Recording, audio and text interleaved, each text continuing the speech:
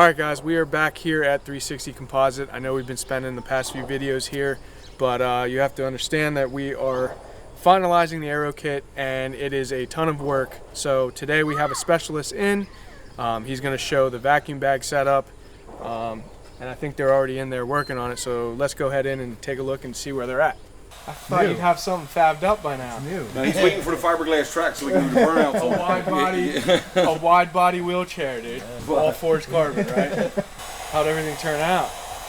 Pretty good. There was, I think it was this year, it looked like, there's probably one little pinhole in the bag down here, at this corner. A lot of times the air will kind of float to the top. Yeah. Everything down here looks really good though. That looks really good. You're saying all these little channels, these air bubbles? See how like the difference between here, and you can see the little like, it's almost like little bubbles. This blue mesh is what we use to get the resin to flow through. Up here, it's under a layer of white peel ply, but the air usually migrates to the high point. No, it looks like it went a lot better than what they had done in the past. Yeah, this one went really well. It wet out in 3 minutes. Yeah. Wet out fast. This is what we use, the material. Yeah. This is already hard as a rock. It's a room temperature cure epoxy. The problem is when it's in mass, it cures a lot faster. Half of the mass is fibers, right? Okay, so you kind of disperse. You're displacing the resin, so it doesn't cure quite as fast.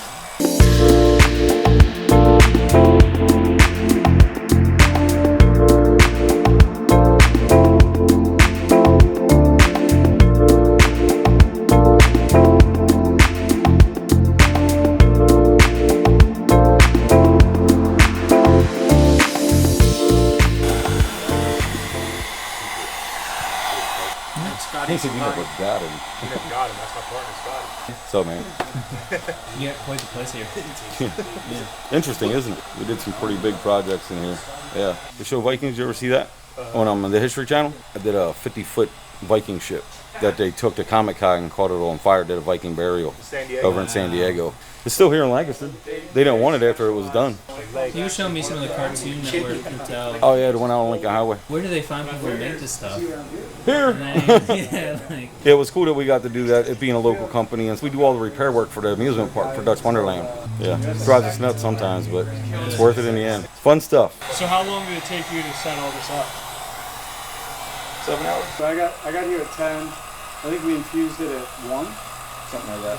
Yeah. Not too bad. Yeah, we're worried. This is our biggest fear right now is the manufacturing. I told him that we have a conservative number of 100 a year. Okay. But I have a scary feeling. We've always, every time we've gone into something conservative, it's always been twice, 3 times, 4 times. Yeah. The first kit's going to one of the Corvette designers, so that's going to set it off even tenfold. And we're actually doing the install at the shop because he's coming in for Corvettes at Carlisle. Actually, the whole design team is pretty much coming. So we're giving them a tour of the shop, and I hope more of them want the kit after they see it. I want mine to be the only one with forged carbon, I swear. I just feel like forged carbon never did what Lambo or McLaren wanted them to do. Like it didn't take. I love it. Yeah. I'll take that over weave any day. Yeah, we'll go and take a look at the kit. You see, I mean, pretty much perfect. This needs a little bit. For hand laying that mold as tight as it is, it came out good. Yeah, but we need to create a little bit of phalange for us to go aside and stick.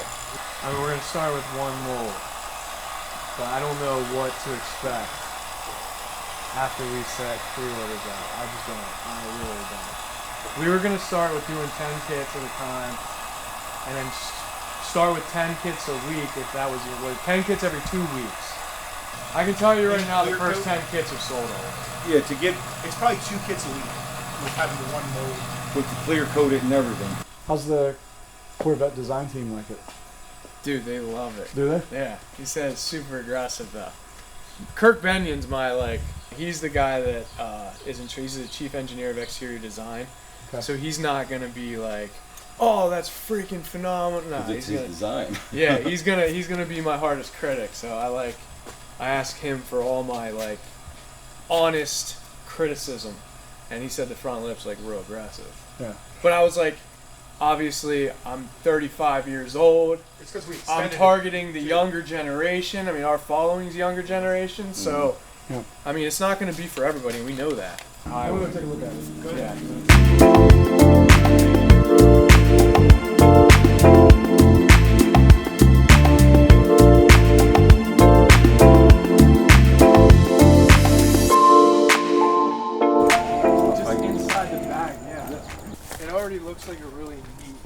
organized process. And don't worry about. This like, is the dude, prototype. I told them get it on because I wanted fitment. So there's obviously a lot of imperfections, but we knew this was just a prototype. We obviously went with this wing. Believe it or not, it pulled off the fact of stretching the car, making it look longer than it really is. 2, the side blades. It's very simple because now, you know, we have a piece that sticks out further than the boomerang handle, which now it lets this look like it's in more than what it really was. That used to be the widest portion that stuck out the most. Like this body line right here, now makes this body line pop, this body line pop, these, all of them pop on the side, which that's why we wanted to go with less is more. Made sure just all the lines ran together. Like the body, everything ran with every line on the car. And then you move to the front, which is honestly like it was the scariest thing, but it's probably the most badass, most aggressive freaking front arrow. I thought it would stick out way too much. Believe it or not, we did trim it back a little bit. Frank the Tank over there went gangster with like 5 inches. We trimmed it back to like 3.5, 4. So no, I mean, I drive this on a daily. I'm trying for it to scrape, and no, I don't have any issues. We did a test on driveways and stuff. Yeah. Yeah, I mean, I've hit, how about it? I mean, I try to hit stuff that I think is gonna scrape. I mean, I've pulled out of some really sketchy like driveways on Cameron Street at Harrisburg. It's like, I mean, I should have scraped. I would have scraped in the 7. If you look at it from this angle, we are missing something on the rear. On the bottom.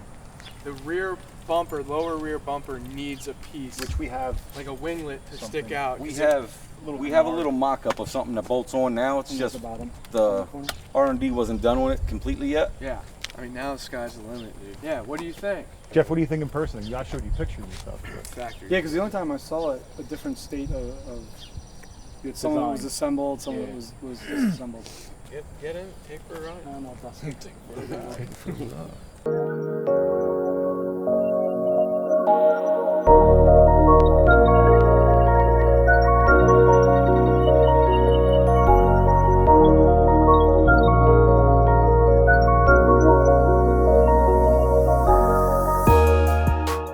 At the end of the day, I have this conspiracy theory created with Corvette. I feel like they work with Ferrari. And at the end of the day, when I met these guys, I was like, you know, I even quizzed Frank on it. I was like, what does this car look like? He nailed it first time. It's like a Ferrari 488. I think we nailed it. I thought it felt flat. We're trying to follow the Porsche model, make limited runs. But I just don't know if that's going to work once we get these things in full production. the Corvette design team. Are they like helping you at all, or No. they're just Nope.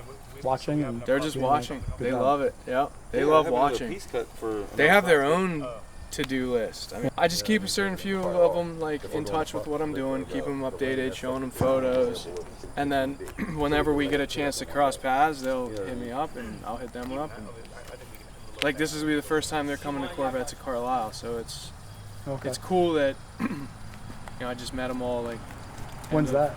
I'm just glad it was End of this month.